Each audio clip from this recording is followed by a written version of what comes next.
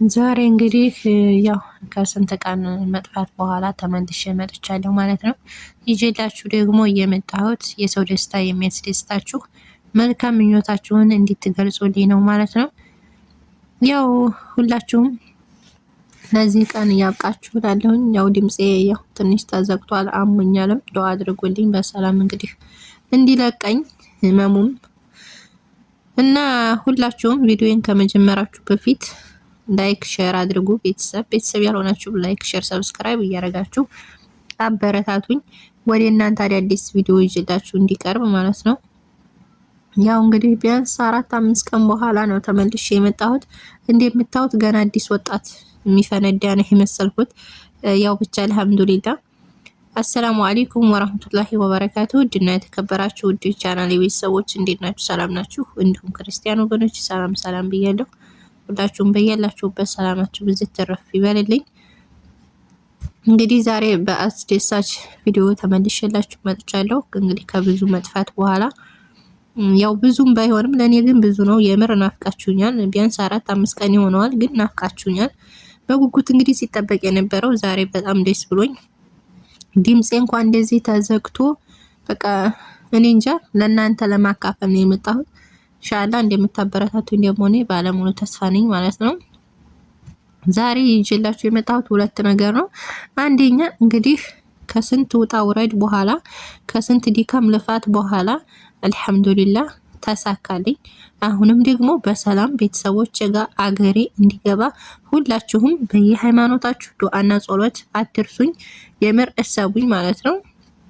እንግዲህ ጨራርሻለሁኝ። ያው ለወጣ ነው እና ዱአ አድርጉልኝ። ኢንሻአላህ ደግሞ ሀገሬ በሰላም ገብቼ ብሎግ እንግዲህ በቤቴ እስከዛሬ በመዳም ኩሽና ነበር። ካሁን በኋላ ደግሞ በቤቴ እንግዲህ ፏፈሽ እያልኩኝ እንደነገርኳችሁ አንድ 10 ኪሎ በጠን እያይዣለሁኝ። ግማሹን አንጥፌ ግማሹን ለብሼ እንደፈለኩ ማን ያገባዋል እያልኩኝ መኖር ነው ማለት ነው። እና እንግዲህ ብሎጌን በቀን ለመስራት ሞክራለሁ ኢንሻአላህ። ያም የሚሆነው እናንተ ስታበረታቱኝ ነው። ያው እንግዲህ ሰሞኑን እርግጠኛ ነኝ ገባሽ ሀገር እያላችሁ ሊሆን ይችላል። ቢያንስ 3-4 ቀን አልገባሁም፣ ግን ልገባ ነው እንግዲህ ልገባ ነው ማለት ነው። አልሐምዱሊላህ ጠብቁ። ቀጣይ ቪዲዮ ኢትዮ ገብቼ ማለት ነው። እና ደግሞ ሁለተኛው ምንድነው ይዤላችሁ የመጣሁት ስለ አዲስ ኤምባሲ። ባለፈው ማሌሽ እንግዲህ ፈረሰኛውም ጠይቀሽ ነበረ ስልክሽን እንደሚይዙ ይዤ ስልኬ በጣም ያስቸግረኝ ነበርና ግድምም ስለሆነ አዲስ ስልክ ስገዛ ፎርማት አረኩት ማለት ነው። ከዛ ራስቸው ያው በዛው ሄዴ ቻናሌን ራሱ እንደገና ድጋሚ ነው ያገኘሁት። ከዛ ነው እና ቪዲዮውን እስከ መጨረሻው ሆውት ይጠቅማቸዋል ማለት ነው። አዲስ ኤምባሲ እንግዲህ መጀመሪያ የሚያስፈልገው 4 ፎቶ ጉርድ ፎቶ እና ልጅ ይዛችሁ ከሄዳችሁ የባል ኢትዮ ገብቶ ከሆነ ተይዞ የወረደበት ወረቀት ኮፒ ታረጋላችሁ። እዚህ ከሆነ ደግሞ ግዴታ ይፈርም ይባላል። እናንተ ደግሞ ፓስፖርት ካላችሁ አላችሁ፣ ከሌላችሁ በመታወቂያ አዲስ ኤምባሲ መሰራት ይቻላል ማለት ነው። እኔ አሁን ፓስፖርት ኤክስፐርድ ነበር፣ ግን በነጭ ወረቀት ነው ያሰራሁት ማለት ነው እንደ ልጆቹ። እና እንግዲህ 4 ፎቶ ያስፈልጋል። የልጅ ይዛችሁ ከሄዳችሁ ባትሄዱ እንደዛ ያስፈልጋል። ከዛ 450 ብር ትከፍላላችሁ።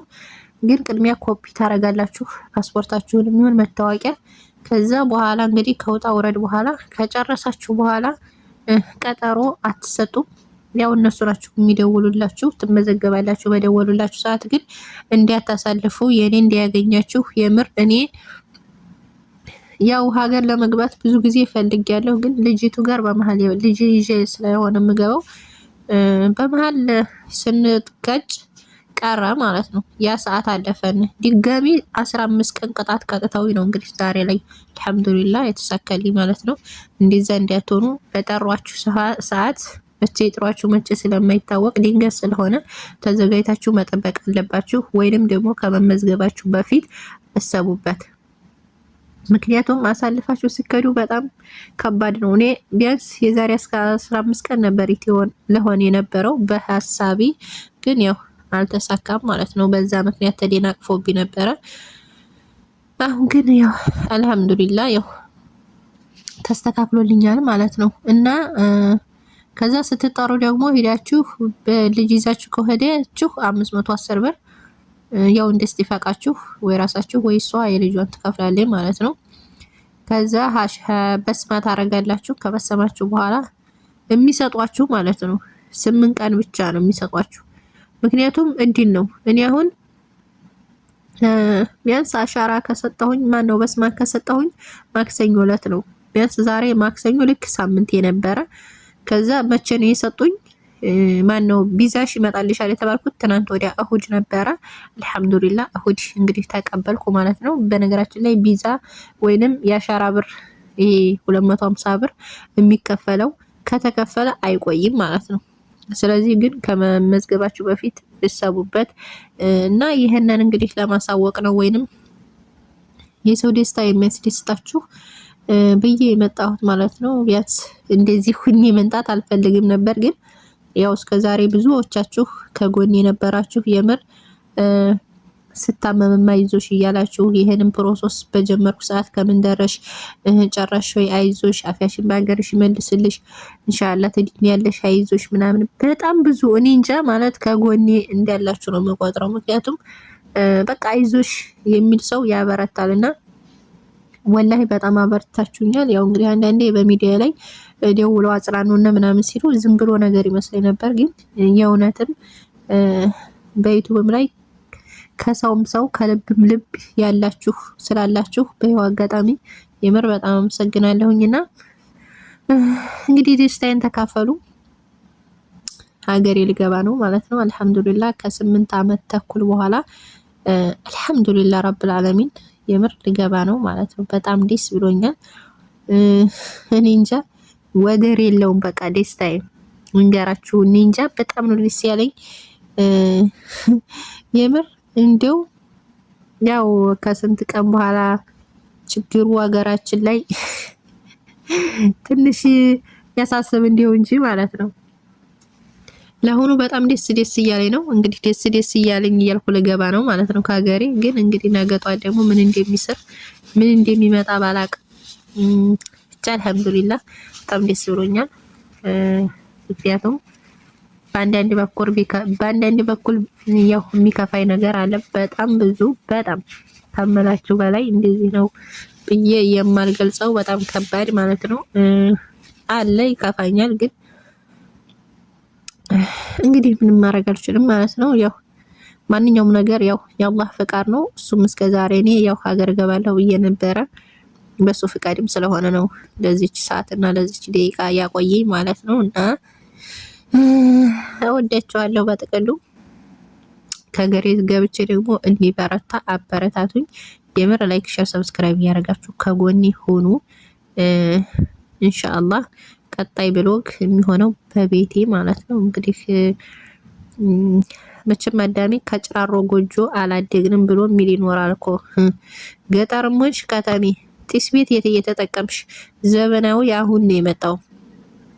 ማር ቤት የሚባለው አሁን የሚሰራው ቤት በዛው ወይንም ሰርቪስ ነገር ከሆነ እዛው ማር ቤት ይሰራላታል እንጂ ሁልሽም እንግዲህ ከደሳሳ ጎጆ ነው ያደግሹና እዛ እንግዲህ እኔ እህታችሁ ምን ገዶ የገጠል ሆኖ እሸታ ገዳው ማሩ እንዴ ሁሉም ነገር ማለት ነው ስላለ እዛው እንግዲህ እየበላን እየጠጣን ኑሮም እንዲያ ካለ ምንም ማድረግ አይቻልም። እንዴ ለመድ ነው። እዚህም ያው የአረብ ሀማም እያጠምን ነበረ።